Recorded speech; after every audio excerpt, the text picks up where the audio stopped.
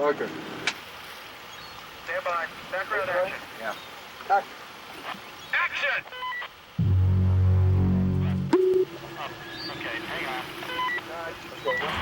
The shark is not working.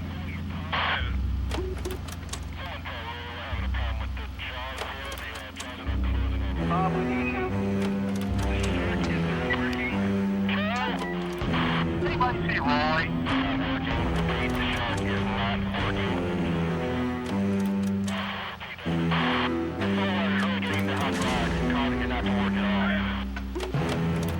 Let's try this again. Okay, rolling.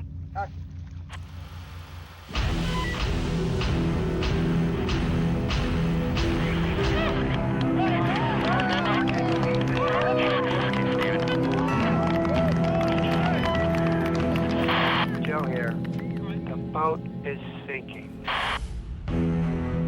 3 decades after the release of what many consider to be the original summer blockbuster, stories of the hardships experienced during the filming of Jaws are the stuff of Hollywood legend. It filled me up with stories that I could dine out on for 35 years. If I wanted to, I could just hold back any but the stories from Jaws. Through accounts like Carl Gottlieb's The Jaws Log and numerous television documentaries, multitudes of movie buffs are familiar with those famous tales of the shark not working. We're all groping in the dark for a way to tell the story because the shark wasn't working. It kept breaking down. It is as if God created the devil and gave him jaws. Jaws, one of Hollywood's little movies that couldn't, emerged as a record-shattering box office juggernaut, then an Oscar contender, and today stands as a critically acclaimed, enduring classic that after all this time shows no sign of losing its bite. What we are dealing with here is a perfect engine, an eating machine. Michael, did you hear your father? Out of the water now! You open the beaches on the 4th of July, it's like ringing the dinner bell. This shark, swallow you whole. My heart was beating so fast. I didn't know as an adult I could get that scared anymore. One thing, it's a real thing, not a monster from outer space. Sharks are real. The film sparked a pop cultural obsession with sharks and heightened public awareness of real-life shark attacks. And though numerous copycat pictures have come and gone, Jaws still remains that singular cinematic experience that keeps bathers close to the shore. The movie itself is what first put the terror into me. Every time you felt a bit of seaweed brush your foot, you would have been thinking about it. But I still get a little nervous in water, being like, is there a shark in here? Not only did it impact the way movies are made and marketed, but it maintains a legacy kept alive by legions of fans, artists, and even successful filmmakers who cite this picture as a defining life experience, helping to make them who they are today. Anyone who's around my age, who's in this movie business, always kind of cites Jaws as like the first movie that made them want to get into movies. It's therefore no wonder that after 30 years, the shark is indeed still working.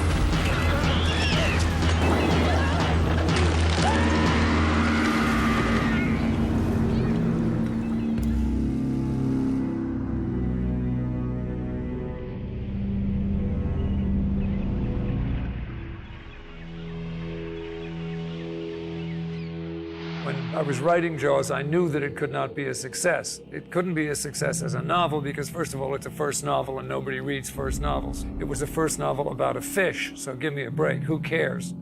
I knew they couldn't make a movie about it because the technology was nowhere near good enough to make a great white shark, and I knew you couldn't catch and train one. So I had no sense that this was going to be a success beyond just being published. Until the movie had been open for a while and the paperback was selling millions of copies. And even then, who would have guessed that down the road it would have had any currency? I wouldn't have. Making Jaws, still looking back 30 years ago, was the toughest filmmaking production experience I've ever encountered. Nothing's ever come close to the production difficulties of shooting an actual special effects movie, not a digital effects movie, that was many, many years later, but a mechanical effects movie, not in a tank somewhere in Malta or some safe tank somewhere in Florida, but in the actual Atlantic Ocean. We must have been complete idiots to have even expected to have an easy ride in the middle of the ocean making a movie. The ingathering of all the mystical tribes and shamans and crazy experts that floated in under the banner of Universal to make this movie had overlooked in that it was the first film ever really shot on the ocean. They hadn't really known that before. The approach that Spielberg had then, remember that he was fresh then, he was new and young, and he insisted that this movie be shot on the ocean, and that alone was an innovation, because Universal at the time would normally have gone to a back lake and shot on the lot, and he wouldn't let them. We all gained a tremendous respect for the sea, for nature, for currents and tides, for waves, for rain and sun, and overexposure to both. We started shooting on the 1st of May, and we were supposed to shoot until June 28th. If you're really quiet, you could hear someone laughing. The movie went on for, what, a total of 7 months, something like that, almost a year. If you figure when the first crew got there, and the first special effects people, and then the actors came, and then, you know, it just went on and on and on and on. And we thought we were going to be there for the rest of our lives. It's not the time it takes to take the take that takes the time. It's the time it takes between the takes that takes the time it takes to take. The sea conditions have been so impossible that it's really hurt our schedule, and put a general somber note behind the scenes on the production, because we've been here 105 shooting days, and we were only scheduled for something like 65 or 70. They started the shoot without a cast, without a script, and without a shark. And that was, after May 1st. And we're going, and we're shooting. What are we shooting? I don't know. What are we doing? No, because he'll be so energetic. He'll be screaming and yelling, it's a great way, it's a great way. I knew it all along. And there's only... It's hard to imagine a world where Steven Spielberg isn't a household name. But in 1974, it was viewed by some as a roll of the dice to put the weight of such a mammoth project on the shoulders of a 27-year-old relative newcomer, a director who had only just completed work on his first theatrical release, The Sugar Land Express. I remember a reporter one time asking me, Mr. Zanuck, are you trying to enhance this young director's career? And I said, no, just the opposite. I'm trying to enhance my career. Probably nobody else in the world knew at that time, better than I, who was every day on the Sugar Land Express, how good this guy was and how he could tell a story. Steven Spielberg storyboarded the actual scenes and then shot them. And the studio production department wanted to know every storyboard there was. They didn't know every storyboard there was. We had a bunch of them that we never told them about that we'd sneak and shoot. It was a guerrilla movie. I like to think of it as a big independent movie masquerading as a big studio movie. It was the film's title monster, a 12-ton hydraulic shark that would become affectionately known as Bruce, that plagued Spielberg and the Jaws production team with their most daunting set of complications. Once the idea was set that we were going to build it, then we had to determine the size. And I was working off of a scale model of my research of a shark that was about 12.5 feet. And so I just doubled it because I felt that as the sharks got bigger, they got girthier and they weren't so attractive. So I figured a 25-foot shark would be the proper size. Don Chandler was a studio sculptor. He started on the outside, a big clay model. We were going to make a mold. And so we were making the skeleton out of chromoly tubing, both things at once, and hoping that they would fit together perfectly, which they did. My part that they gave me mostly was the cosmetics of the thing and the skin and the looks of it and all that. And when something mechanical would break in the shark and the shark's head would turn clear over, of course it would rip, and then they bring it back to me and say fix it. Then we'd have to patch the whole shark. Veteran effects supervisor Bob Matty, who had created the famous squid from Disney's 20,000 Leagues Under the Sea, was mastermind of the shark's mechanical workings. Bob Matty, my mentor, is the greatest guy in the world. He loved what he did. I just fell in right behind Bob. He was like my hero. There was never, ever a down day. I mean, he was pretty much tireless, and he always looked at the upside. It was a good thing, too, as Matty and his team promptly discovered that Jaws would produce technical challenges unlike any movie previously attempted by Hollywood. The condition of the shark was the ultimate story. The shark didn't work. What do you do when your lead actor, which is this 12-ton marvel, is recalcitrant? Well, like any recalcitrant actor, you shoot around him or her. Not that a recalcitrant shark was always to blame for setbacks during the shoot. For a Hollywood film crew with little or no maritime experience, finding their sea legs didn't always come easily. It didn't take long for one thing to become perfectly clear. Making Jaws, whether by land or sea or foam, would be no day at the beach. We were starting to shoot all of the land scenes and running out of them very quickly. And Carl Gottlieb and Roy, David and Dick, the producers, Stephen, myself, and Verna Fields and her son would meet every day at Stephen's bungalow and try to make sense of the next day's work or the days after. With no shark to shoot and an ever-inflating budget, they made the very most of these meetings. The logistical setbacks allowed Spielberg and his actors to become a little repertory company, free to invent and improvise. The thing I remember most is Stephen, obviously, allowing the actors to ad-lib, because a lot of this was ad-lib. You want to get drunk and fool around, they eat coffee, I mean, all these dead doll's eyes. That's my favorite. I think that's one of the things that was so extraordinary. The scene with the little boy at the table, after Brody's had a particularly hard day, we were in between shots, and I was at the, I was like this at the table, and then the little kid was like this. We started with our hands underneath our chin. Then he'd do this, and I'd do that. Then I went, and he went. And he made a monster face, and I kind of went like that. And I went out to the kitchen in the house. I said to Stephen, come here, watch this. And I went through all the motions, and the little guy went, copied right after me. He said, okay, and he brought the camera in, and we did that scene. Get out of here. With the summer season fully upon them, frustration began to mount amidst the already exhausted crew, as discouraging reports of the film's malfunctioning antagonist continued to spread across the island. It was, if not the first movie with the radio mics, it was the first one that I was aware of that had all these radio mics all over the island.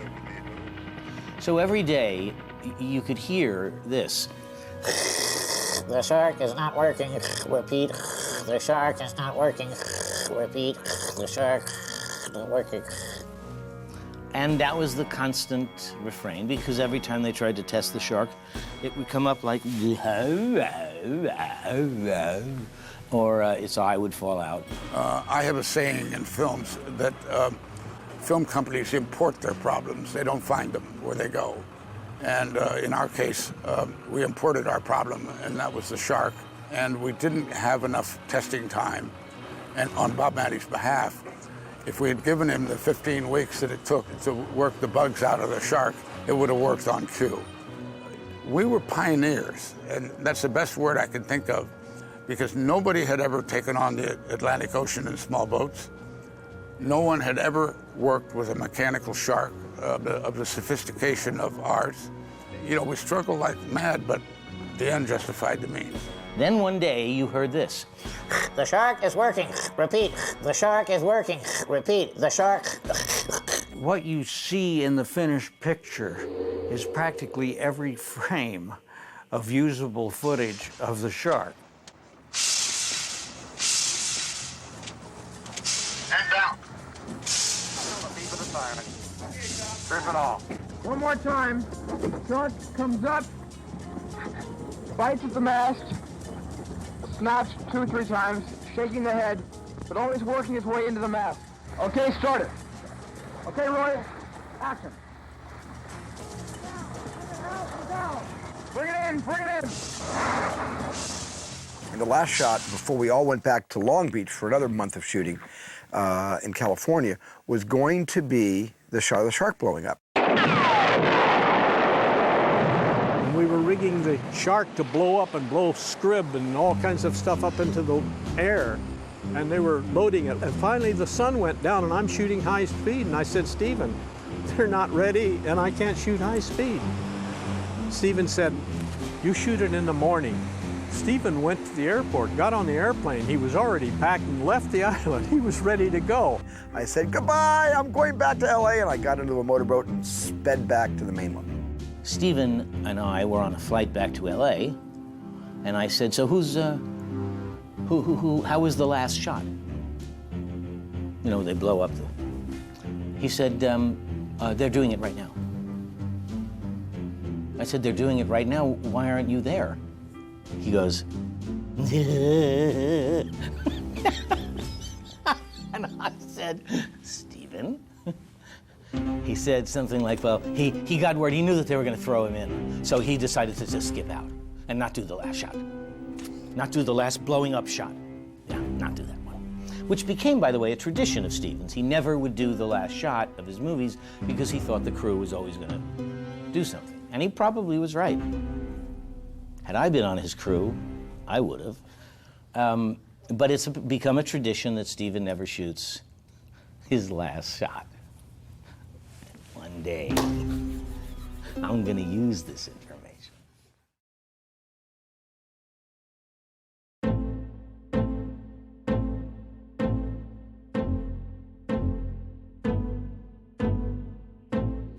With the production of the film completed, and Benchley's book already a raging success, the makers of Jaws braced themselves, hoping the fruit of their labor would live up to the reputation of the novel that inspired it. Little did they realize that their fish story was about to change the face of Hollywood. I couldn't really see beyond all of the screw-ups that were apparent to me and were more apparent than anything else. And so in my ignorance, which is pure ignorance, I was saying, oh, this is going to be a disaster. And then we made this movie that crashed into people like a speeding truck.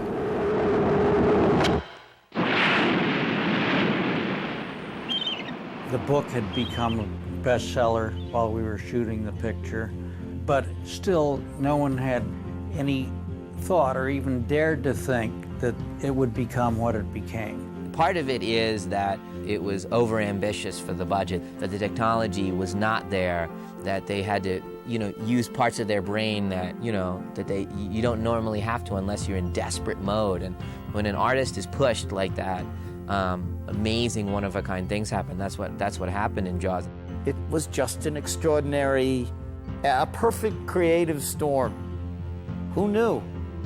Who knew? But it's like all of these phenomenons, they just happen. If you planned it, it would never be a phenomenon. Roy Scheider, Robert The Shaw. film's groundbreaking ad campaign was highly instrumental in its initial box office success. I think Jaws affected filmmaking in a lot of ways. I think that's when they first started using television to really advertise movies, so it made this huge opening and everybody went out to see it. And the anticipation was unbelievable. Unbelievable. No one had ever anticipated a movie much like that I remember. I mean, it really did create this sensation around the planet of, all right, here it comes. There is a creature alive today who has survived millions of years of evolution. Underscoring the TV spots and theatrical trailers for Jaws was the familiar but ominous voice talent of character actor and voice artist Percy Rodriguez. They had an idea of doing a very high, horrifying delivery, which I disagreed with. And we discussed it, and finally they came around to the idea that I had in mind, that we would do it at a more level, devastating presentation, rather than trying to ride over this terrifying visual that they had. I felt that I should go underneath it and let the visual sell. It is as if God created the devil and gave him jaws.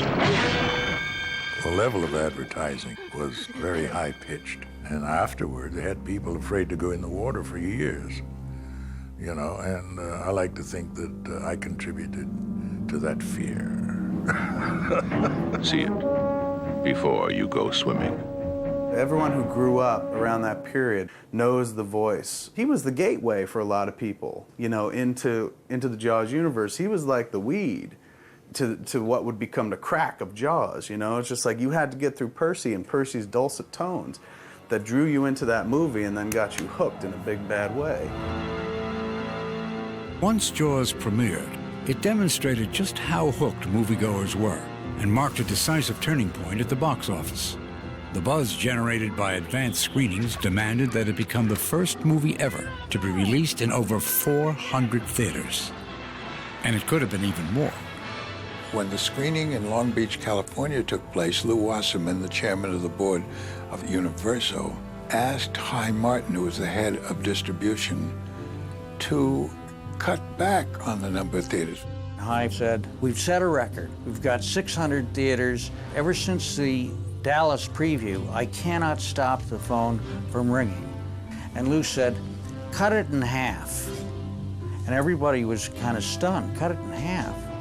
Why? He said, I want people in Palm Springs, California, to have to come to Los Angeles to see the movie. I don't think we thought that we were releasing a, quote, event movie. We thought we had a very successful movie. We thought they should be waiting to see it. My colleague Lew Wasserman always thought that the best advertising was people standing in line. Lew said, I wanted this to be something that you couldn't get into. He wasn't interested in just taking the weekend. He wanted to take the summer, and we took the summer. When you opened in 400 theaters, it was different. You could play all summer, and if you looked at the grosses were constant. Smoking loge is sold out, seats downstairs in the first 7 rows only. When the movie was out for like weeks and months, I would still be going to the movies, not to see a new movie, but to see Jaws again. And, you know, one for Jaws, and they'd look at you like, again? You know, it's like, dude, just give me the ticket, you know. They began to see that the film could become an event and a marketing phenomenon. Of course, nowadays, it's the marketing of a film is more important than the film itself. And I think we can attribute a lot of that to the success of Jaws. It happened to work on a very mainstream level, on a mass audience level, but the movie itself was so incredibly solid and beyond solid, just exceptional from end to end, that when people throw together their summer movies and the eye candy stuff, they just tend to forget that that movie was a lot more than just eye candy. Although it is credited with having started the syndrome of summer blockbusters and mindless movies and all that stuff, the fact is that Jaws, and I think many critics will agree, was a fine movie of that genre, which was very rare. Jaws, only The Exorcist, could be compared with Jaws. A stunningly effective thriller sending shivers of terror down the spine. The most perfectly constructed horror story of our times. As terrifying an adventure as has ever been put on the screen. Wonderful movie making from start to finish, destined to become a classic. Given its monstrous success and critical acclaim, Jaws was roundly expected to receive the lion's share of Oscar nominations for that year, including Best Director for Steven Spielberg. But unfortunately, those high expectations came up short. And Milos. Oh, I didn't get it. I didn't get it. I wasn't nominated. I got beaten out by Fellini. Jaws did get the nomination for Best Picture. Well, it's about time. But it was in light of this that some in the industry thought it scandalous that Steven would be overlooked for Best Director. Who made the picture? Somebody's mother? The director. This man made Jaws. Are you kidding? Who's kidding who around here? It's the biggest disappointment for me of the whole Oscars. I thought Steven did a brilliant job directing Jaws, and I have no idea what happened. It's the one thing that I cannot comprehend yet in my head, how a Best Picture can be nominated, and yet the director, who is basically responsible for it, does not get the nomination. But for the 27-year-old wunderkind director, there was no choice but to take his lumps. I'm suffering enough. All right, we're suffering no more, with I'm you. suffering. We're suffering. Cancel my day. Although Jaws did not receive the Oscar for Best Picture, it did bring home awards for its remaining 3 nominations: Best Sound, Best Editing, and Best Musical Score. Throughout the rest of the year, Jaws continued to reel in numerous other industry awards, even as the record books were being rewritten. In hindsight, one wonders if the Academy would rethink overlooking Spielberg's masterful work on Jaws if they knew then what they certainly know now.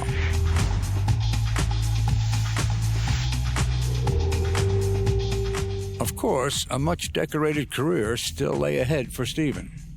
A now legendary career that encompasses perhaps the most popular and diverse body of work ever created by an individual director, making Steven Spielberg one of the most influential figures in the entire film industry. And it was all jump-started by Jaws.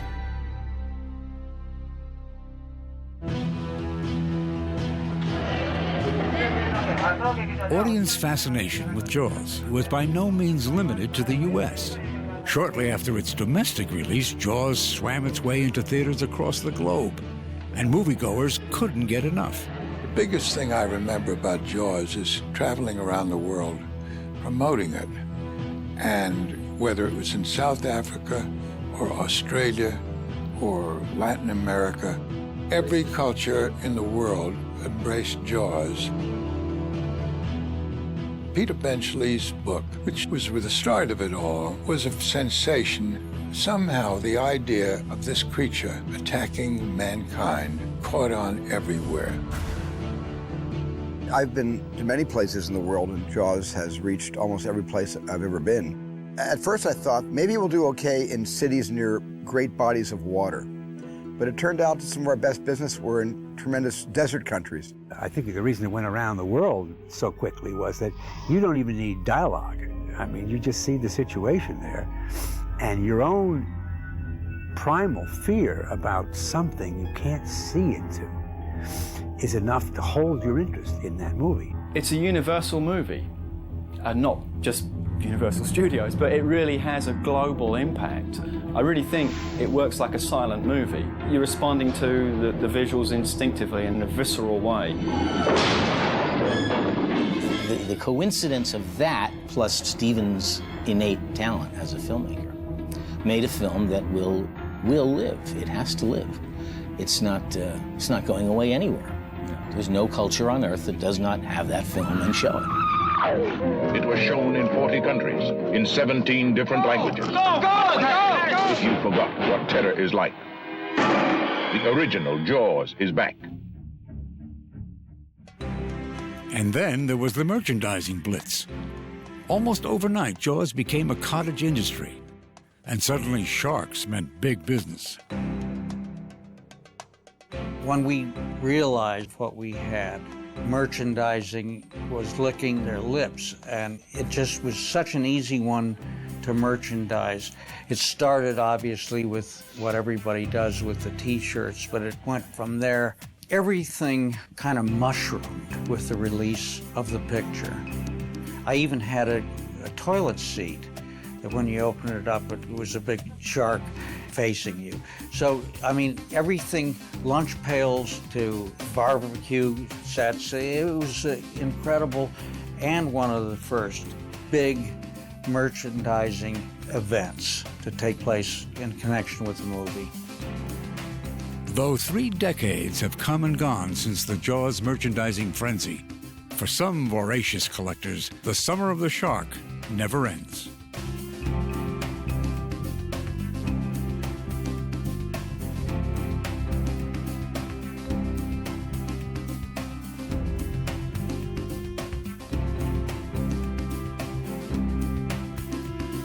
In recent years, the picture's enduring popularity has seen a resurgence of Jaws-related paraphernalia, from children's toys to high-end collectibles to video games.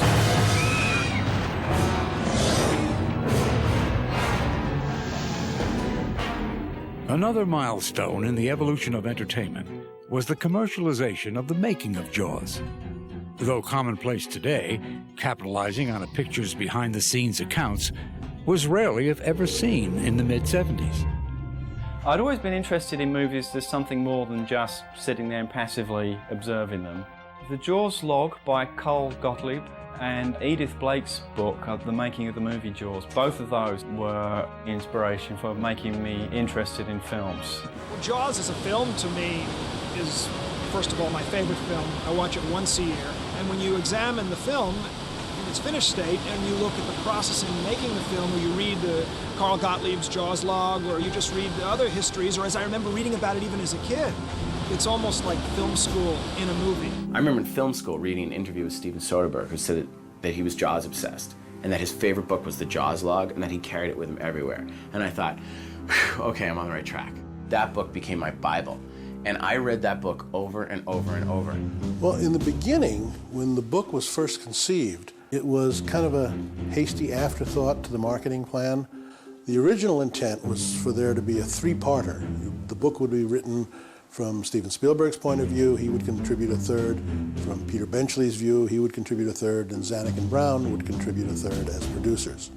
And as we got closer and closer to the release date, it became evident that nobody was going to be able to write their third. I had already agreed with Steven to kind of ghostwrite or author his third of it from what I knew, because we had shared a house and I knew what Steven's perspective on the movie was. So then nobody was available. Steven was immersed in post-production. Zanuck and Brown were on to something else. So they said to me, kind of at the end of March, can you do a book by, the end of May? And with the folly of youth, I said, yeah, I can write a book that quickly.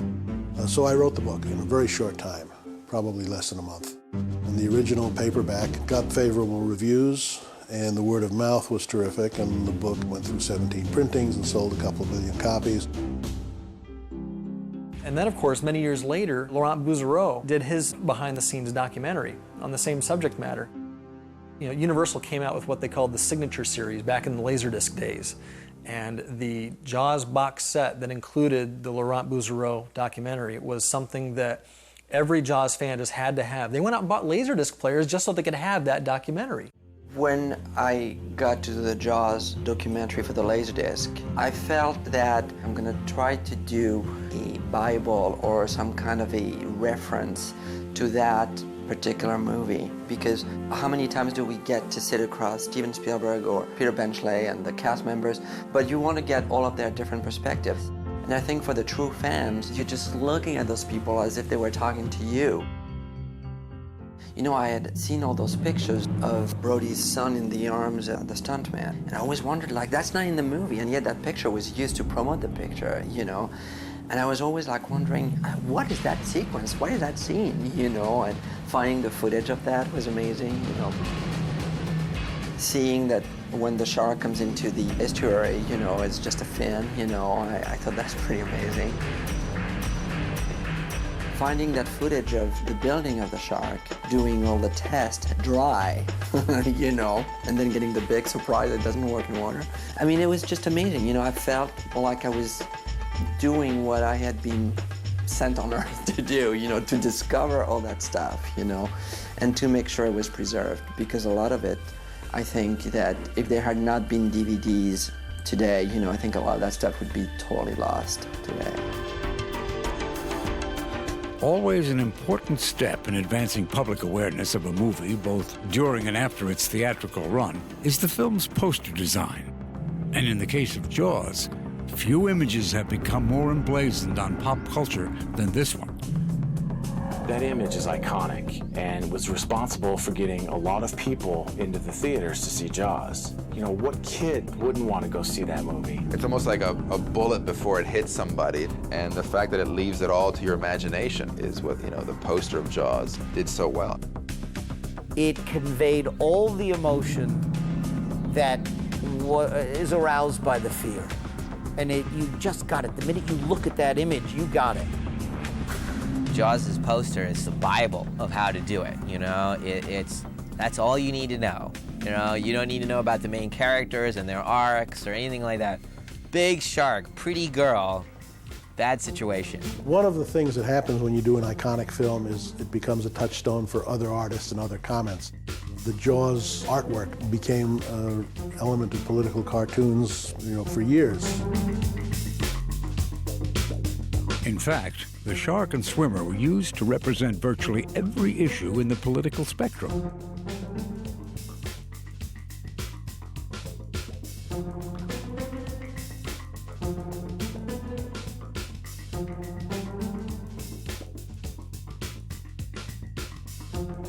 And it wasn't just politics getting in on the action.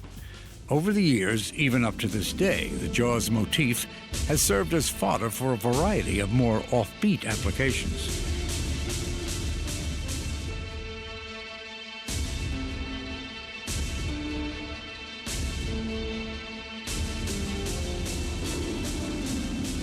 But what today has become a pop culture icon actually had very humble beginnings. The art of the swimmer, swimming above the great white shark, originated on the cover of the paperback edition of Peter Benchley's novel, Jaws, published by Bantam Books. And Oscar Distel, who was the chairman of the company, always regretted that he didn't sell it to us. He could have sold us the artwork, but he gave it to us as a publicity thing, so I kid him about it to this day. One name that is not as well known in the annals of Jaws history is Roger Castell, the artist who created the legendary image. Castell was a seasoned paperback and magazine illustrator working in New York, whose skills were increasingly in demand at the time, and the assignment was simply one among many. Oscar Distel said, "Have I got a great book for you? You'll love it. You can read it over the weekend." They felt the hardcover version wouldn't work on the paperback. I did a very rough sketch, and they said, "That's great, just make the shark realistic and bigger. Make him very much bigger." I had gone to the Museum of Natural History, and I had my camera with me, and I said, "Do you have a shark exhibit in the building?" And she said, "Yes, they do." But it was all down, and they were refurbishing. They were cleaning them. All the sharks were laying on easels. They were plaster, and so I had my camera with me. I knew what position I wanted the shark in, and this is the great white that they had laying on an easel being, I guess they were dusting it, and that's what I worked from. The girl was photographed in the studio in New York. She was a great model. I used her for Good Housekeeping painting and asked if she would stay another half hour and just swim for this paperback. Told her Jaws. I don't think anyone knew what Jaws was then. But she was swimming on a stool. Last summer, I was painting in the studio, and my grandson Luke came in, and he says, "Grandpa, did you ever do a Mona Lisa?" And he's 7. That really threw me. And I thought, and I said, "I don't think I've done the Mona Lisa, Luke." And he said, "Well, the shark will just have to be your Mona Lisa."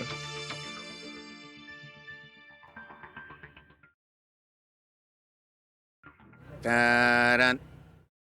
Da-dun, da-dun. Dun dun dun dun da dun da dun da dun dun dun dun dun dun dun dun dun dun dun dun. Dun dun dun dun.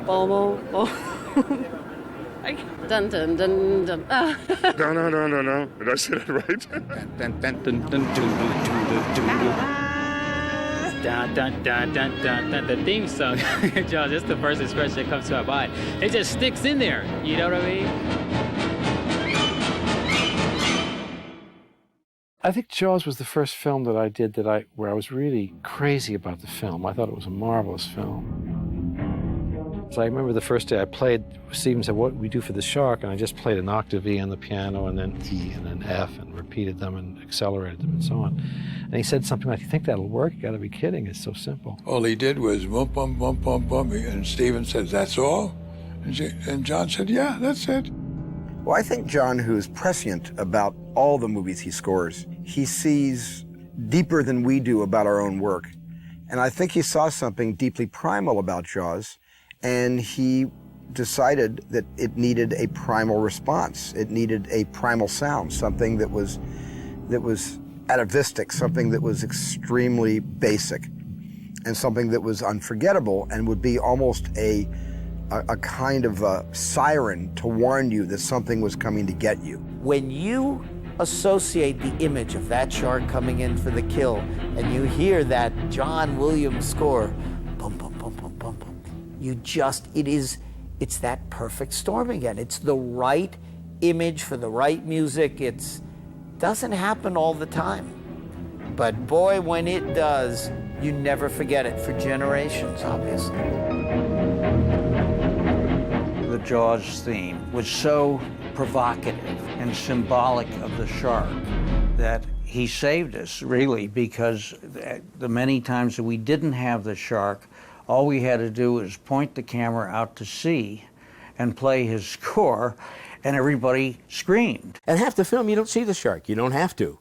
You hear that theme, and it puts it, oh my God, he's out there somewhere, and he's going to get somebody. I just think it was the most brilliant couple of notes that he's ever written, because it's lived beyond the movie, and it's become the thing that kids do with each other when they're playing in the pool. You can always creep up on somebody and go da-da, and in the post-Jaws world, it means something. In Australia, they use the shark theme as a warning sound on the beaches.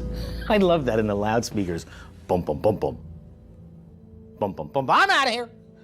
No one would stay in the water listening to that music. Every movie after that, whenever you saw any kind of a monster beast, especially sea stuff like a shark, octopus, whatever, it was like the pounding, boom, boom, boom. Da-dum, da-dum. Don't. Da-da-da-da-da-da. Don't. Da-da-da-da-da. That song gives me the creeps. What do you mean? It's our theme song. It's very flattering, you think, oh great, that's, it's whatever I've written has made it to that level. That's one reaction that I think is natural, and I'm always pleased about it. The fact that it gets up off the paper, into the orchestra's hands, out through the microphone and around the world, back into my own living room, which is my own studio where I've been working sometimes years later, is quite a miraculous, electronic trip that composers in preceding centuries would never have had the pleasure of experiencing. So we're lucky that film and recorded music and so on has the reach that it does.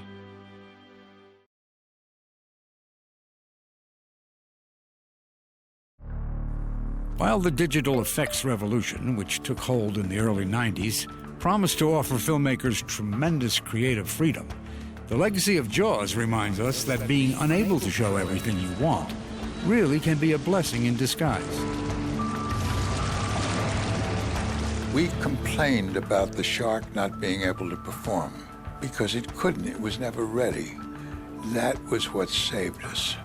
That was the artistry of the film.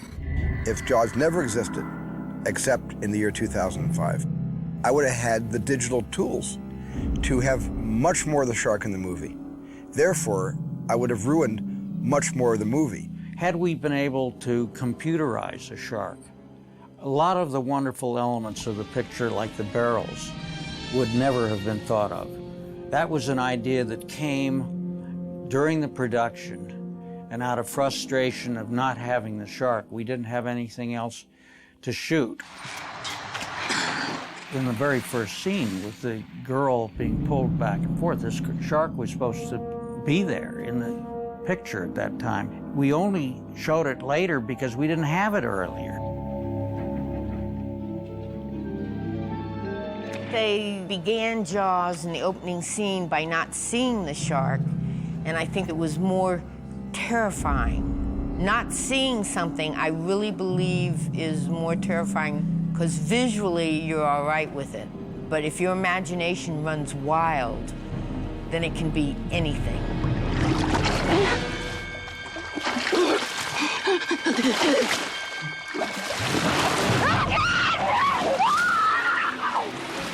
I did that because the shark kept breaking down.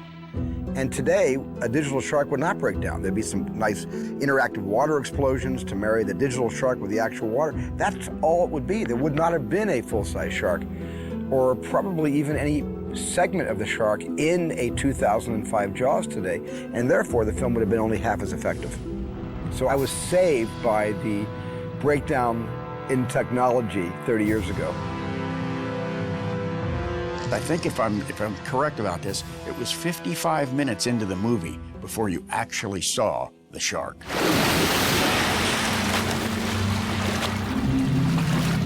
One of the things that makes the picture more believable is that you can't do many things with that shark. You know, you have one shark that goes right, one that goes left, and one that goes straight ahead. Almost made it more believable, but you couldn't do any fancy stuff with it. And I can't help but think that filmmakers today would want to do a lot more with that shark. In today's movies, everybody's trying to top, you know, themselves, and they're trying to top others, and they're just trying to do it bigger and better. And sometimes bigger isn't better necessarily. Sometimes bigger is too much. It's hard to create something new that surprises people. This day and age, they've seen so much already. There's so many movies now. What's great about that, I think the expectations for what a movie could be weren't what they are today. So you have a great movie like that come out back then, and it just floored people.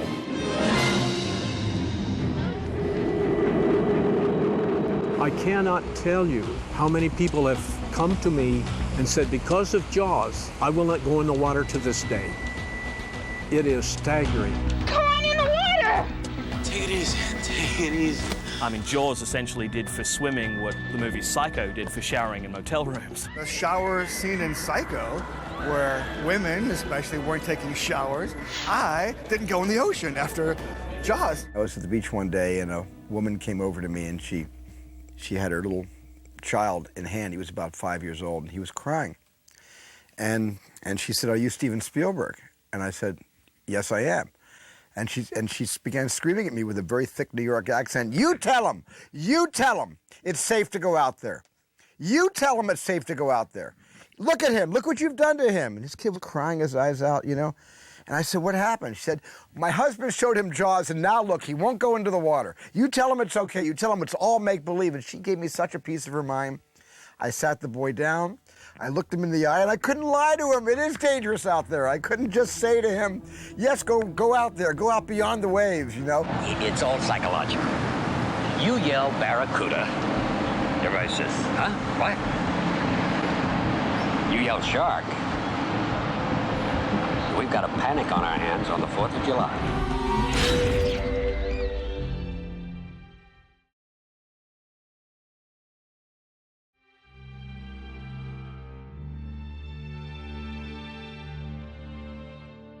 You know, the structure of Jaws is just so perfect. It just breaks up into these beautiful acts, and it's like, you know, problem, you know, finding the answer, and then the third act of we're gonna go get this shark. It's such a beautiful mythological structure. Is this monster about things in them? I got no spit. As all great storytelling is, you know, that the characters learn something about themselves, you know, their phobias, the things that they're lacking. Why are they chasing this thing, you know, the white whale? It's Melville. It's Hemingway. It's the ancient prophet Jonah. These are the mythological parallels that bubble up from below the surface in Jaws that make it a timeless classic, that make it last long, long after the technological aspects of the film are old hat. It's a very classic, you know, hero's journey kind of a story if you subscribe to the myth-making nature of screenwriting.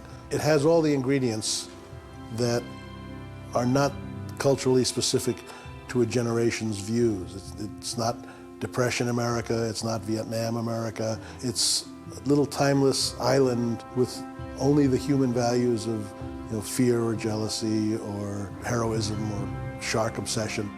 Part of what succeeds about Jaws is the simplicity of the way the story was told, and the fact it's 3 men in a boat. when you come right down to it, you know, 3 survivors who all have problems with each other. You got city hands, Mr. Hooper. Been counting money all your life. All right. Hey, I don't need this. I don't need this working class hero crap. They have huge personal issues with each other, but those are all cast aside as they have to become partners in order to help each other live and get through the experience. And the shark becomes less important than those 3 characters. And I have to give Peter Benchley total credit for that. That was in the book. The characters in Jaws are composites, all of them are. I, in Jaws, am 2 people. I am Hooper from the environmental point of view. I am the guy who says he doesn't want to hurt you, he just wants to eat you. On the other hand, I'm also the character of Brody in that every book I've written has been an everyman kind of book of what if. What would happen if a normal Joe gets himself into a position that is way beyond his capacity to handle it. And here's Brody, who doesn't swim, who's never been in the ocean in his life, who's a retired New York City policeman, who's out in the boondocks, and suddenly he's cast into having to be a seaman. This is ridiculous. After watching a stumble bum like Brody, you know, save his neck by just doing what almost anybody would do in a situation. You get a gun, you get out of the boat, you try to save yourself, you get up on the mast, you shoot the thing, you know, you do what you have to do. So much so that you feel like you have done it. Everybody sitting in the audience did it, because I certainly did not show any courageous aspect of myself up to that point. And the characters drive you so forward that by the time the shark is, you know, flapping its mouth, jumping onto the boat, all you can think of is, Quint, get your feet away from its mouth. Just get it away. Stab it, get it away. Oh, no. Ah, shit. Ah. You've got the family unit in the first half of the film, the Brody's very, very personable family that you just, right away you love them when they wake up in the morning and you're there with them. They're in the yard, not too far from the car. How's that? Like you're from New York.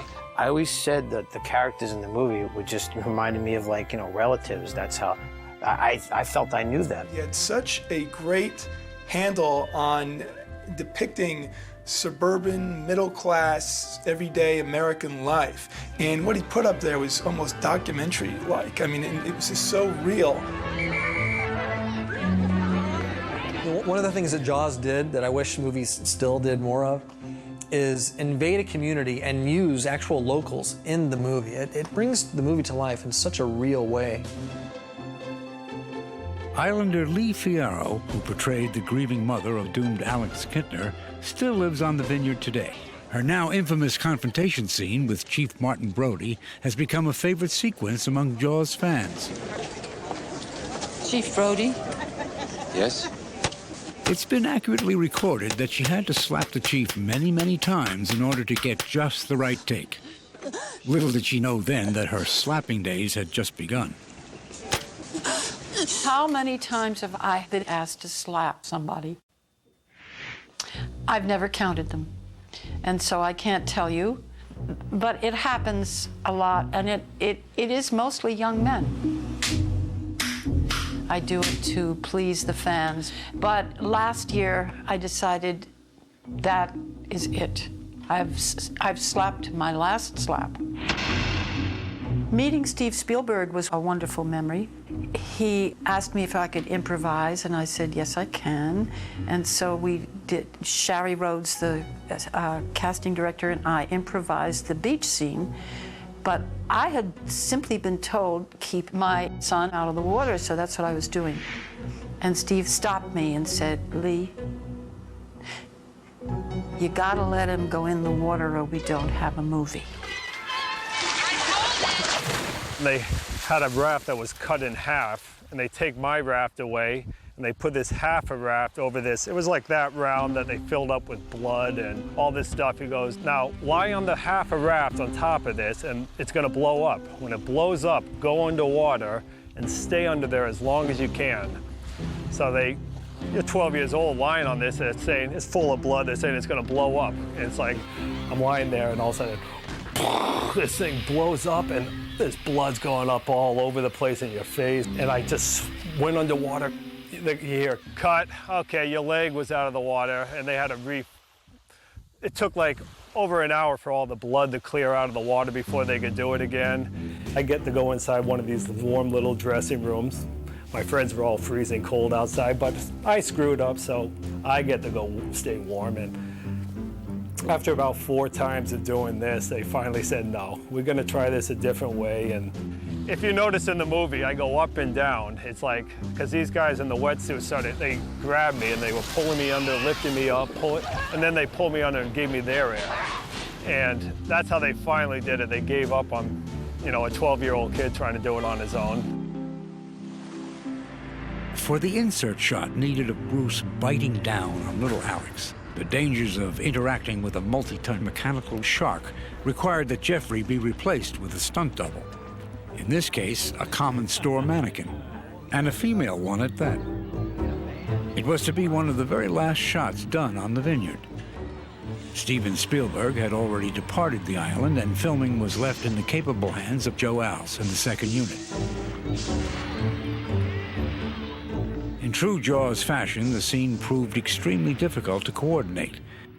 But in the end, the shot would provide audiences with the now famous frightening first glimpse of Bruce.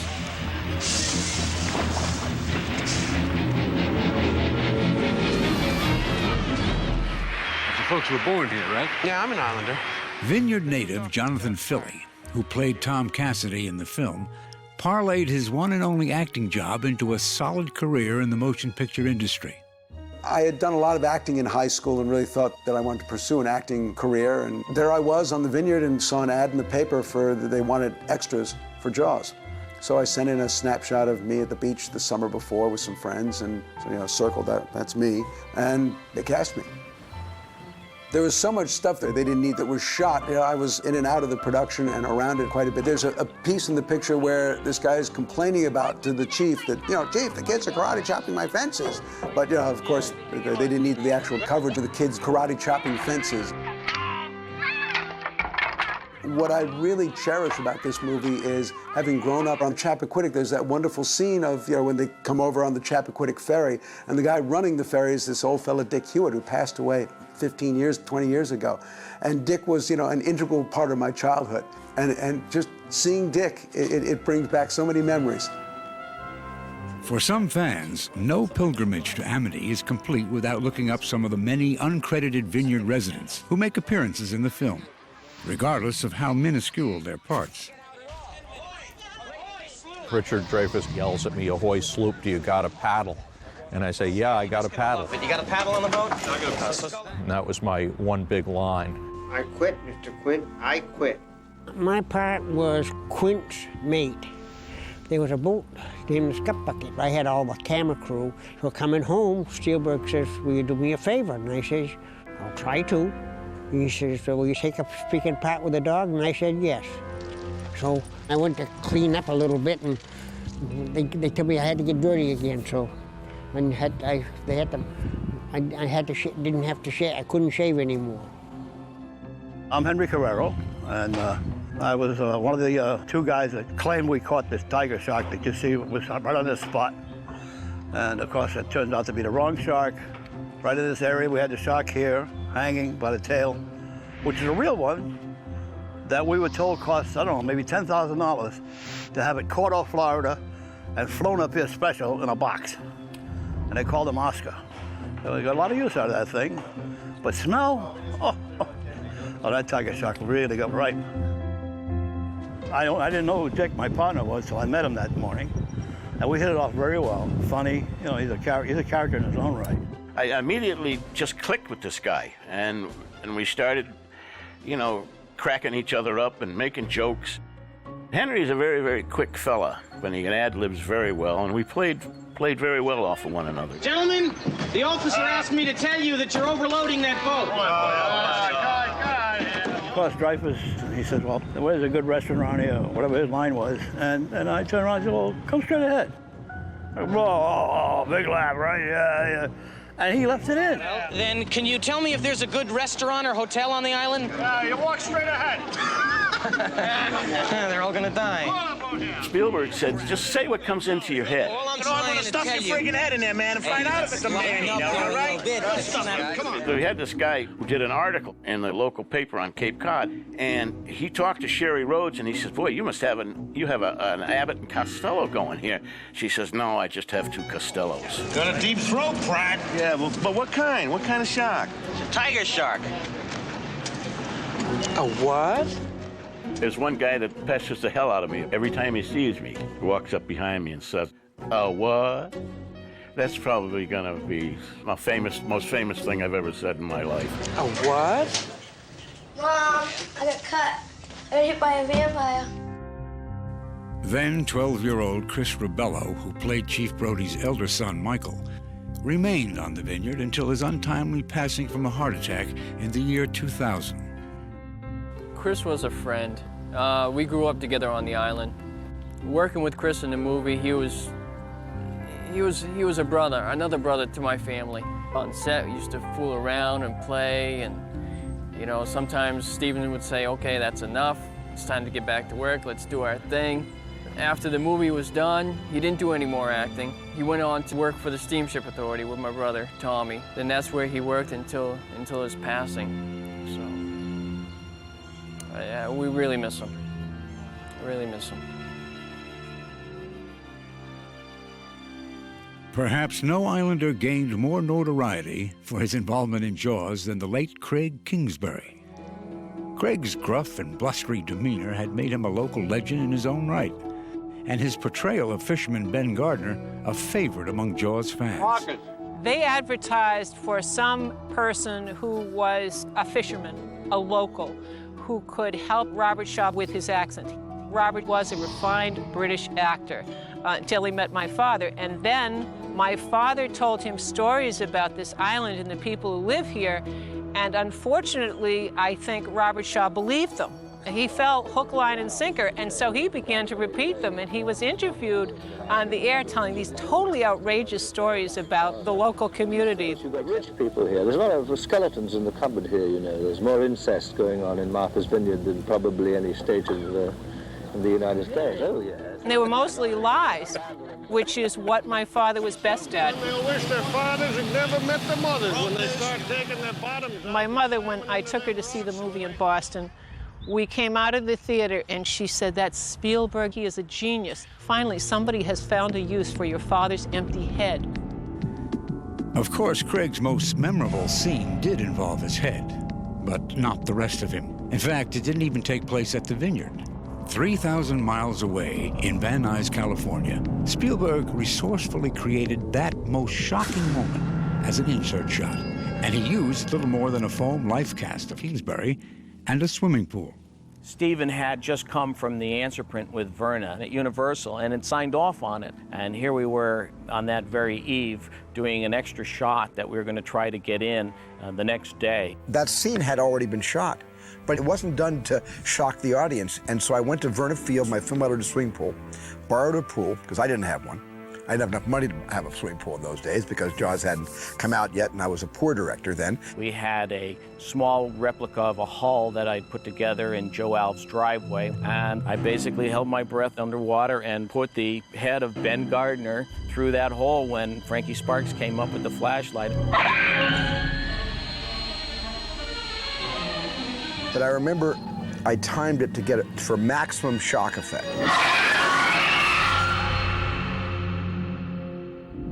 This is the pool where Steven Spielberg filmed the Ben Gardner sequence. Very and that famous. was done right here. Scary, scary moment. What was the most satisfying edit you did in Jaws? The most satisfying edit, I have to say, was the face coming out of the boat, because when I went to that preview and that audience just went 6 feet off their seats and let out this incredible scream, that was really satisfying. When we found this place, it was still full of her reels just sitting there, but it was amazing treasure to find. These are some footlockers that we found at the house. These came back from Martha's Vineyard from the shoot there, and you can see Verna Field's editorial Jaws on the cover of this one. And inside there's several film reels of Verna's work still kept in these boxes here. This is full of different films that she made. Yeah, she had set up her editing facility here and edited all of her films in this building right here. It's kind of cool that this humble, simple room is where one of the greatest movies ever was put together. What are we looking for? Well, we're looking for a nice place to show that Quint refuses to slow down the boat. And here we have the moviola that Verna Fields used to edit Jaws. Every second of the Jaws film passed through this machine by the hands of Verna Fields. That's special. Doesn't look very pretty now, but maybe someday it will again. Verna and I worked in her pool house, shoulder to shoulder for a long time on that moviola. And Verna did a great job with her biorhythms, creating a biorhythm for Jaws that was just the right kind of tautness, like a violin string, play a very, very high note.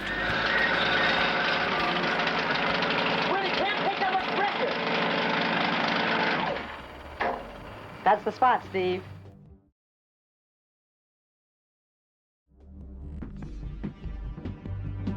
My husband tells me you're in Sharks. Excuse me. Well, yes, I've never heard it quite put that way, but yes, I am. I love sharks. Yeah, I love them. I love them. I think the fascination with sharks comes from many things. One, they are the last surviving predator that poses a genuine threat to man in an environment in which he chooses to go. E.O. Wilson said, "We don't just fear our predators, we are transfixed by them, prone to weave stories and fables, because fascination breeds preparedness, and preparedness survival. In a deeply tribal sense," he said, "we love our monsters." I believe that worldwide, young children, all male children at least, have a fascination with either sharks or dinosaurs. And in my case, I was able to grow up around here in Nantucket where sharks were in proliferation, so I was able to fix my fascination on sharks. One couple whose fixed fascination led to their preeminence in the field of great white shark research was husband and wife team Ron and Valerie Taylor of Australia. Their combined experience throughout the 60s and 70s documenting these elusive animals made them the perfect fit for the Jaws creative team. They were commissioned to shoot live shark footage for the picture's climactic cage sequence. The assignment would prove to be almost as harrowing as anything in the film itself. I told them that there's a problem because our sharks, on average, are only about 13 feet in length, and yet your mechanical shark is 26 feet in length. And they said, well, there's no problem. We'll send you a small man and small cages. We built a scaled-down cage, and we tried a dummy, and that didn't work. So we found a small person that said that they could scuba dive. Carl wasn't an experienced diver, so we gave him an introduction to diving just down on the waterfront and took him out to Dangerous Reef. And when he saw his first great white shark, he was terrified. But to give him his credit, Carl actually did get into the cage with these great big, dangerous-looking great white sharks swimming around. Dangerous-looking because we had put a lot of bait in the water to attract them to our cages. Joe Alves came into my office one day with his hand behind his back, and he said, "Bill, we've screwed up." And he held up the tanks that had been miniaturized. He said, "The little guy only has 8 minutes of air." What we were not thinking is that a small person still sucks up as much air as a large person, and the tanks were very small. So immediately when he sort of panicked, he sucked up all the air out of the tank. Carl was very reluctant. He was afraid, very afraid. The production manager was calling out to him to get in the cage, and he was very slow about it. And just as he was about to climb in, a large shark tried to swim over it and got its head stuck in the bridle. And of course it was trapped, and it went crazy. And the tail went into the back part of the little boat and tore out all the hydraulic cables that took fuel and fluid to the motors. And it started to run across the deck, and as it did that, the tail flicked Carl's face. And Carl just stood there, and then he looked up and he said, "Is that my blood?" And it was actually the the hydraulic fluid, and we never got him in the water again. If Carl had been in that cage, he would have lost his life. There wasn't much I could have done to get over there. The shark was still tangled and thrashing around it, tangled in the cage on the bottom. Carl would have been in there and drowned. So his reluctance saved his life.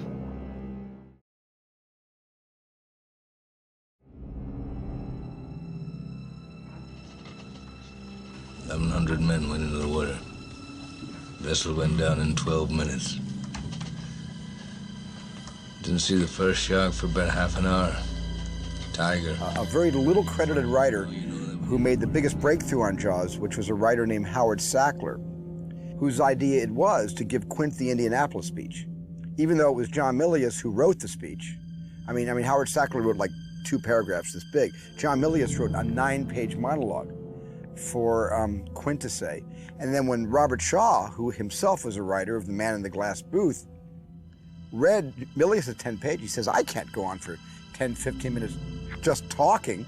Let me have a crack at it. Shaw took the speech and himself edited it down to 5 pages.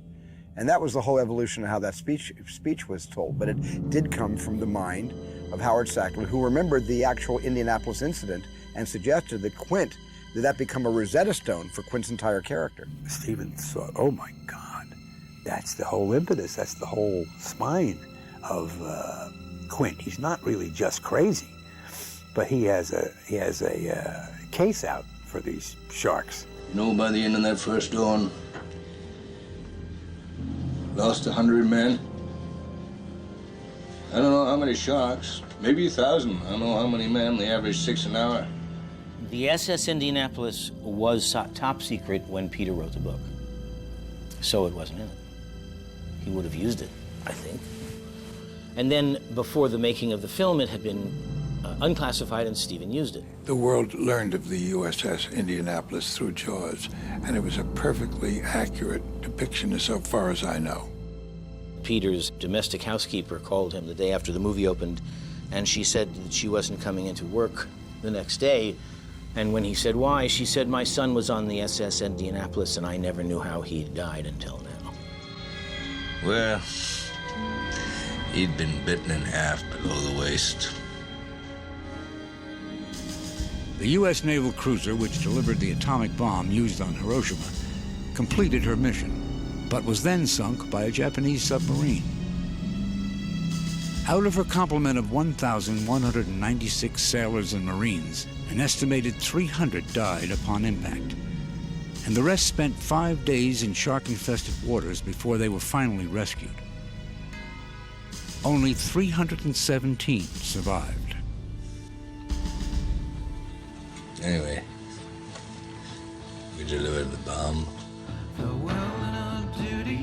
Robert was a pretty Promethean character, truly bigger than life. A man who intimidated me, who scared me, who exhilarated me, and I liked him and I hated him, and he had my number. You know, he could get me, and he always did. He really thought Dreyfus needed a slapping down. Young punk with no stage experience. He made me doubt that I could do things I knew I could do. Like one day he said, You couldn't dive off the top of the Orca. Yes, I can. No, you couldn't. Can do. And I couldn't. Shaw would say, look at you, Dreyfus. You eat and you drink and you're fat and you're sloppy. Your age, it's criminal.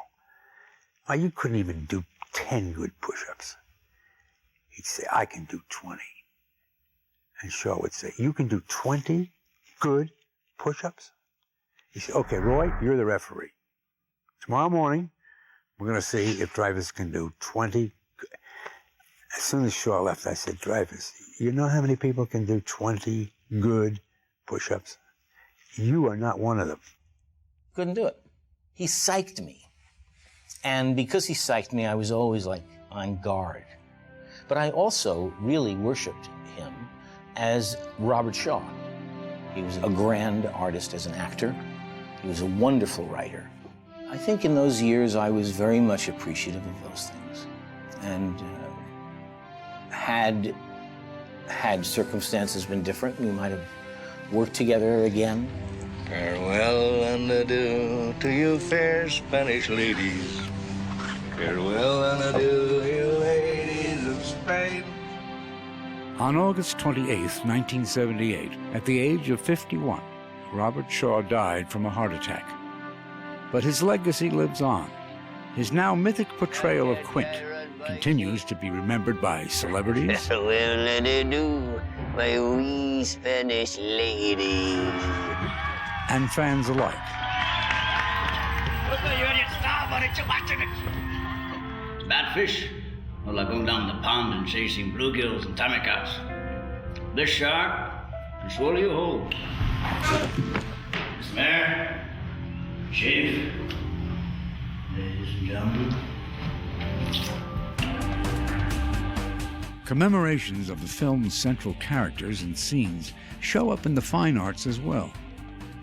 Exquisite depictions from sculptors, painters, craftsmen, all fans from around the globe, reflect the creative excellence of the film itself.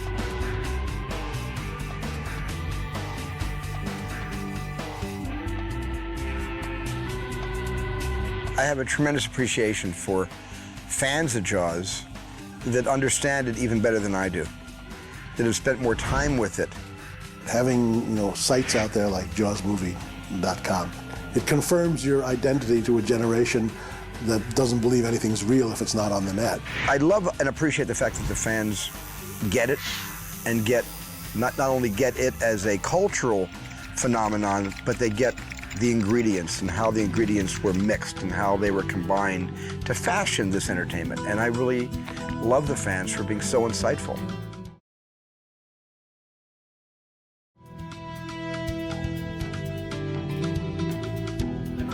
I'd like to present the key to the town of Amity to Mr. Peter Benchley.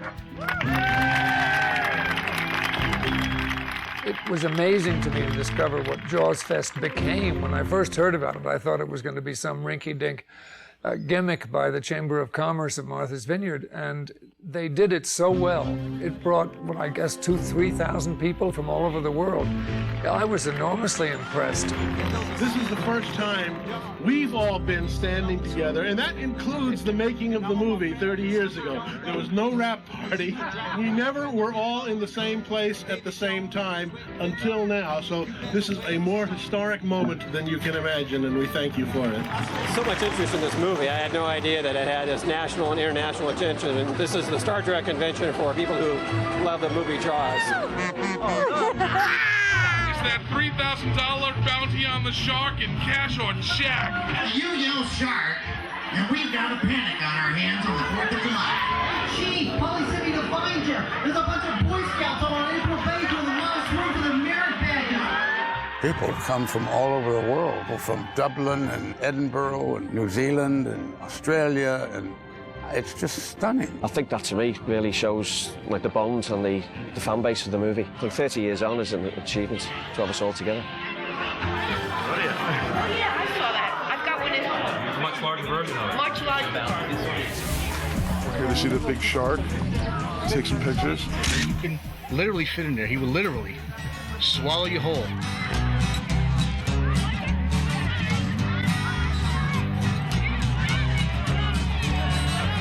Do you know the Muffin Man? Well, say hello. I mean, being called the Muffin Man, I haven't been called that for years, you know? Ladies and gentlemen, the cast of Jaws. This is the first time I saw Jaws on the wide screen in 26 years. The audience, of course, was so into it. And what a great way to set up watching the film. You've got the ferry going by behind the screen. Salt air is filling your lungs. To see about 3,000 people sitting there watching the giant screen, it was the Jaws version of the Rocky Horror Picture Show.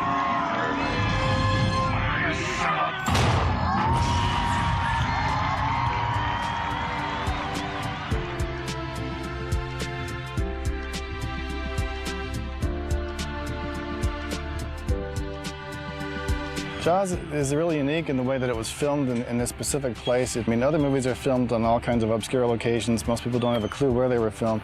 Jaws was right here all over this island. and you can't really get away from it, even if you wanted to. Coming up on the left, you'll see the house that was used for the Brody residence in the film. It belonged to a... If you wanted to go see a film location, things change and houses get painted, and most of the time they're even on a soundstage.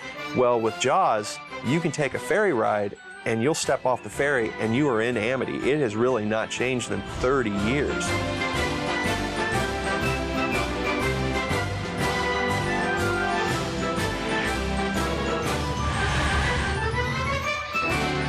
I do know that people come here on a regular basis. Jaws questions are probably some of the top questions we get in our visitor information centers. They ask us quite often if they can still see some of the locations where scenes from the movie were filmed. The answer is yes. Some of the scenes include South Beach, where the opening bonfire was done, Amity Town Hall, which is actually Edgartown Town Hall, right on Main Street in Edgartown. Also the Chappaquiddick Ferry. Is a very small ferry that takes you between Edgartown and its island, which is Chappaquiddick. At the Grange Hall in West Tisbury, the Jaws Fest Behind the Screens exhibit is drawing hundreds of islanders and fans. Contributed by private collectors, these artifacts of Jaws have returned to the island for the first time in decades. Prop collecting has become really big business in recent years thanks to the internet. It's easy for people to find props from recent films all over the place. It's very difficult to find props from classic films, especially a film like Jaws. I got into Jaws probably when I was about 5 years old. One of the first props I ever had was a harpoon gun. And if you're 5 years old and you have the harpoon gun, of course you need the barrels and the tank, and the list goes on and on. Spent 30 years of my life tracking this stuff down, and I think I did a pretty good job, considering I found out that I probably have one of the largest collections in the world.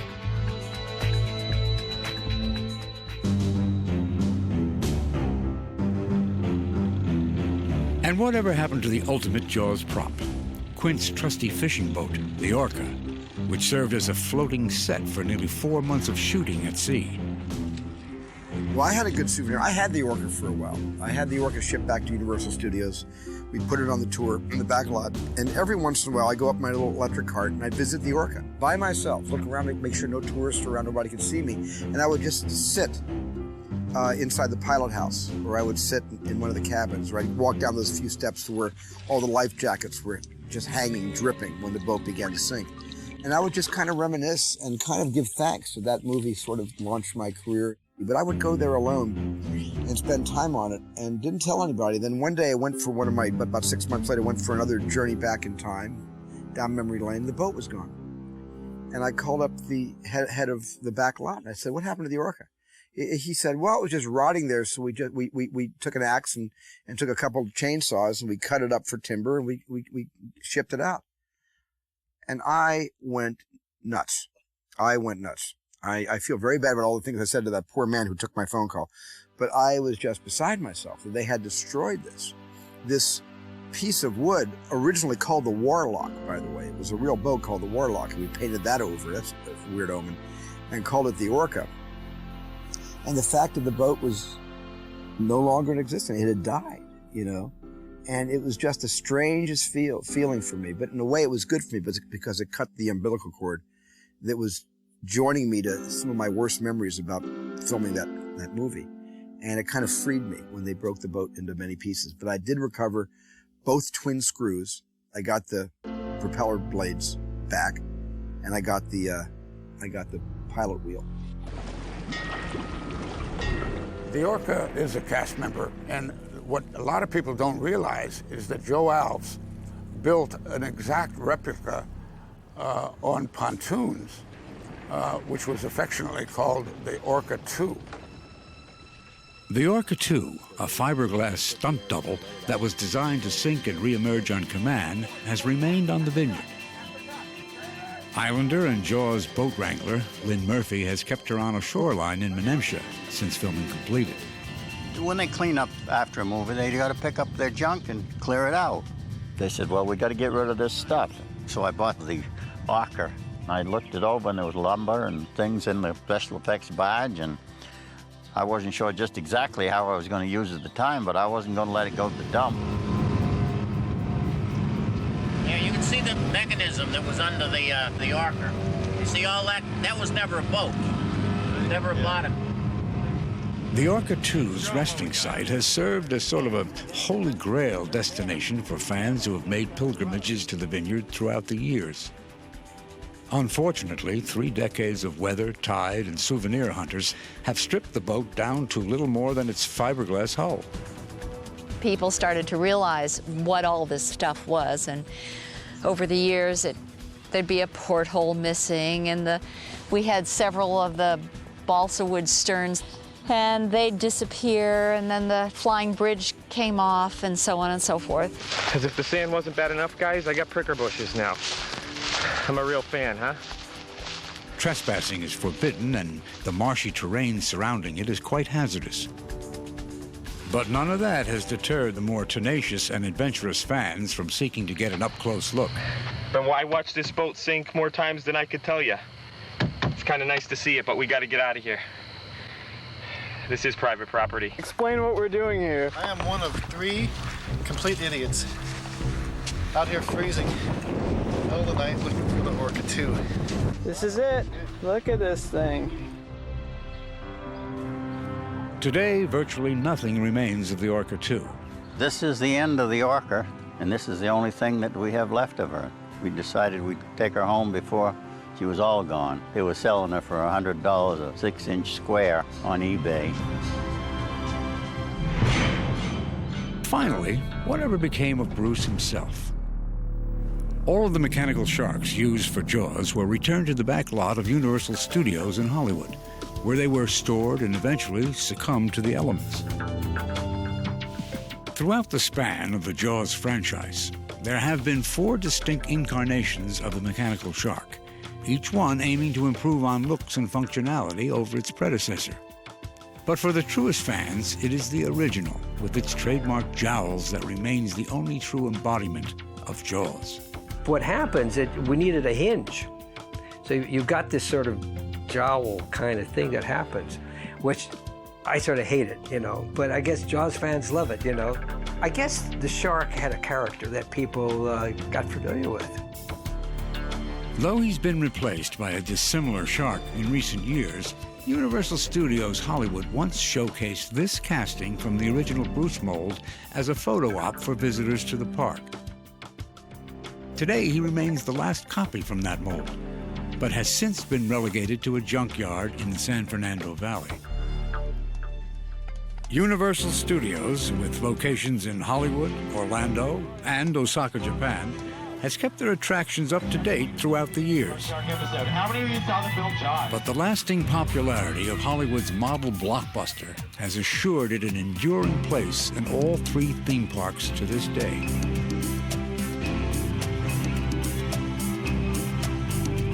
Our shark, which has been here since the mid-70s, you know, works a heck of a lot better than the shark in the movie ever worked. But the reason I think it rates so highly still to this day is because Steven was so good at using the camera as the shark, so 40 minutes into the movie when you finally see the shark, you're so terrified of it. And I think that's still in people's minds when they come here and ride this attraction.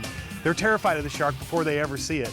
So we don't have to do a whole lot to make people scream, so it's great. The backlot shark itself has even made cameos in other Universal productions throughout the years, usually being played for laughs. But whether for humor or for screams, one thing is certain. At Universal Studios, even after 30 years, the shark is definitely still working.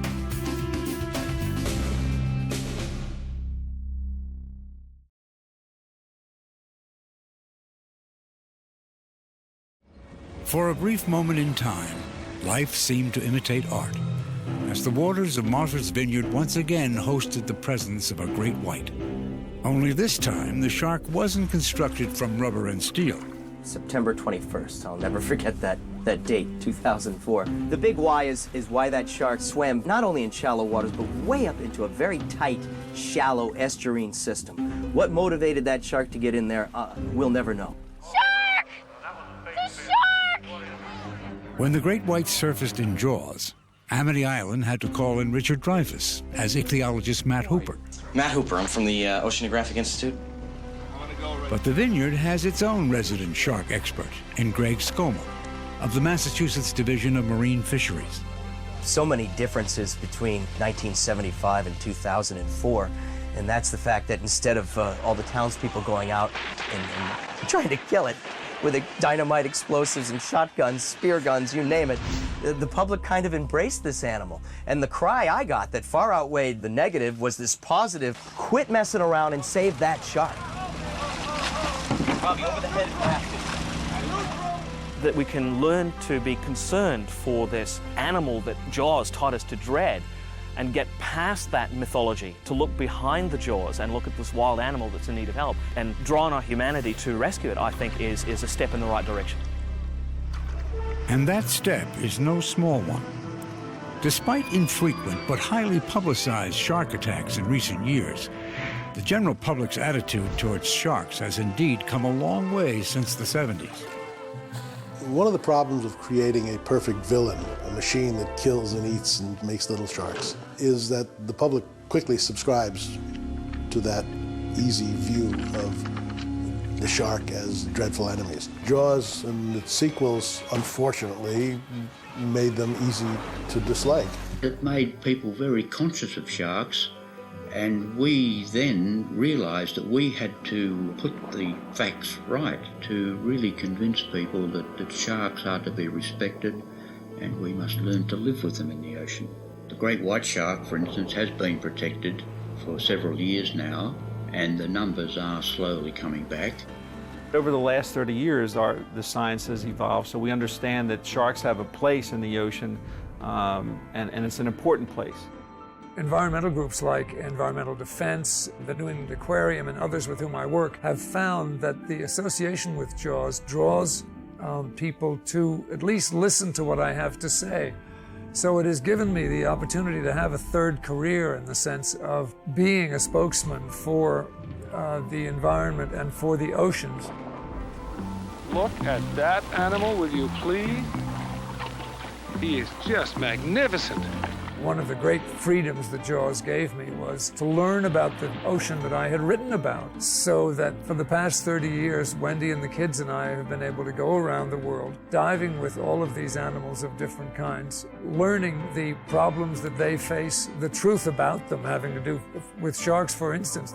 If we could harness all the interest in Jaws, from the fans of Jaws to the enthusiasts for Jaws to the people who see it and who learn from it and who are liking it, into a protection movement for the oceans, we'd have a massive force going.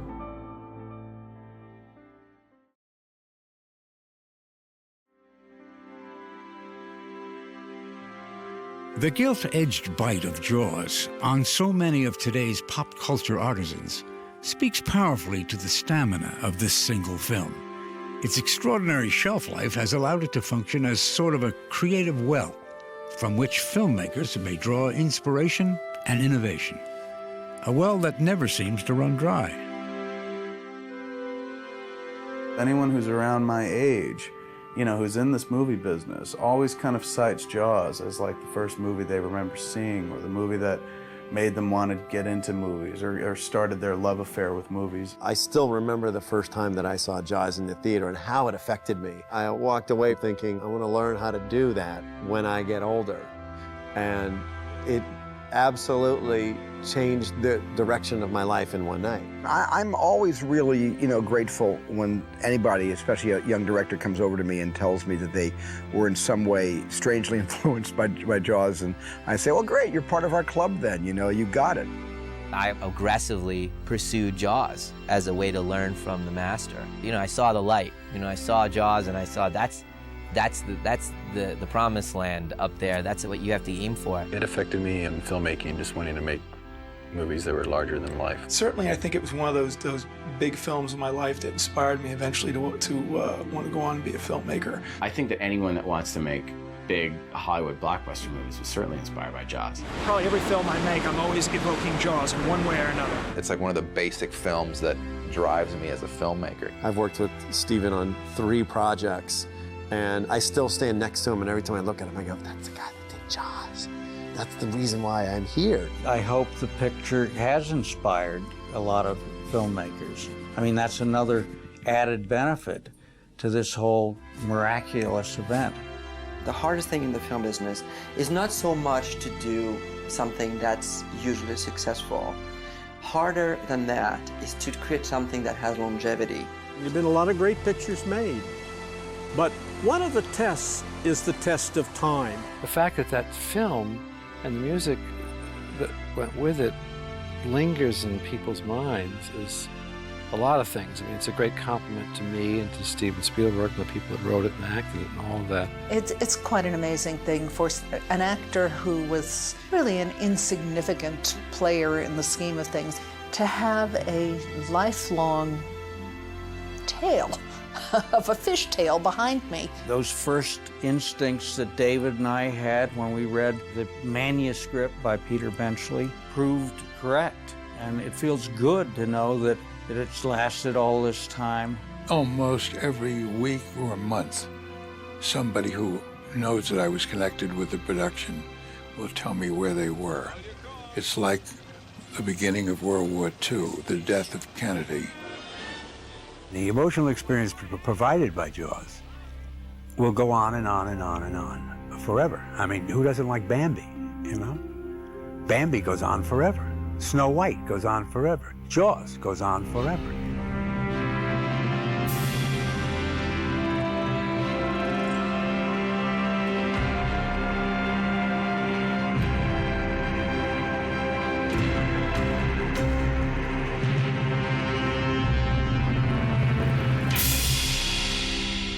I certainly think that all of us went through a survival adventure together, the entire crew and cast and myself. And I have very, very good memories in many respects to the making of Jaws, but I have many more bad memories. Memories that still haunt my nightmares, still wake me up sweating. But the bottom line is I'm grateful because I went through a kind of baptism of water. And I came out of it not only alive, which was my main goal in getting through Jaws, was to come out of it in one piece, but I came out of it with a career.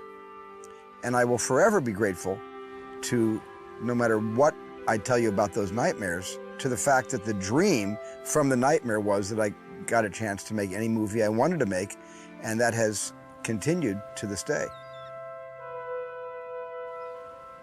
Time will only tell, when Jaws will fade from the collective memory. But I think as long as there are sharks in the sea, and as long as there are oceans and bodies of water, as long as there are kids with imagination who like to torture and scare each other, Jaws is going to be probably around for a long time.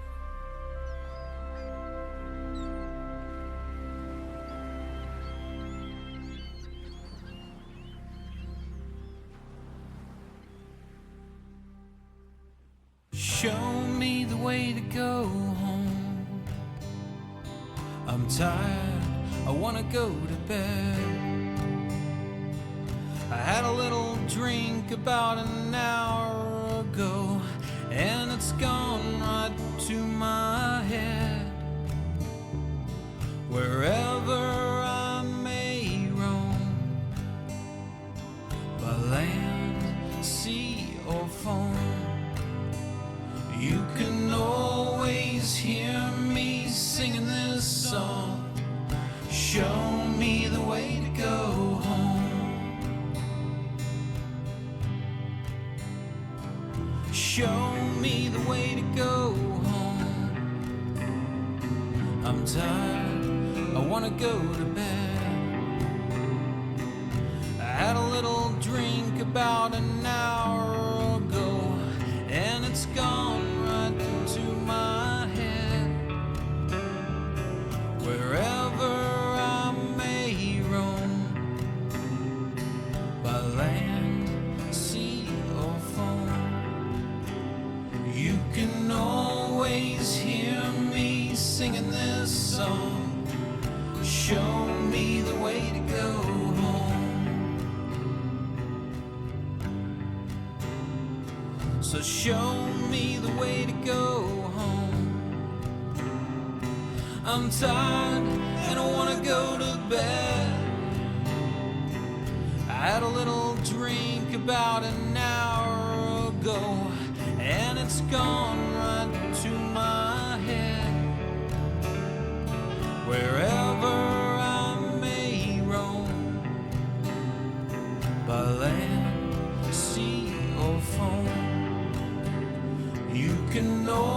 always hear me singing this song.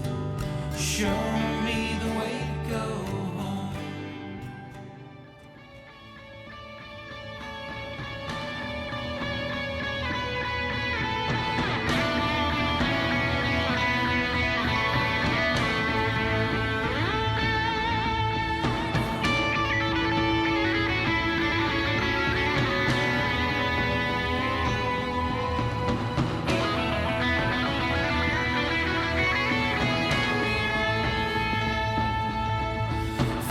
Received orders for the sail back to Boston, and so never more shall we see you again, and so never more shall we see you again, and so never more shall we see you again.